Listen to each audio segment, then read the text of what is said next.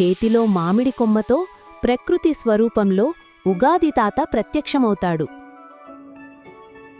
Hello పిల్లలు, అందరికీ ఉగాది శుభాకాంక్షలు. అబ్బా, మీరెవరు?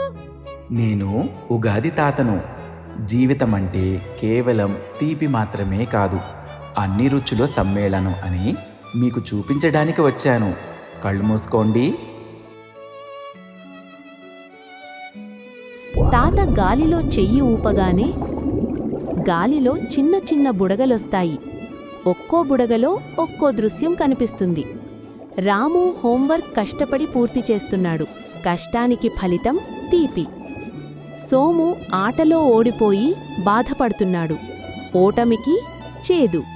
చూశారా పిల్లలు, మీరు ఓడిపోయినప్పుడు బాధపడటం సహజం, కానీ అది మీరు పాఠం నేర్చుకోవడానికి సహాయపడుతుంది. కష్టపడితేనే విజయం వస్తుంది. ఉగాది పచ్చడిలో చేదు కూడా స్వీకరించినట్లే జీవితంలో కష్టాలను కూడా ధైర్యంగా ఎదుర్కోవాలి. అప్పుడే మీరు బలవంతులవుతారు.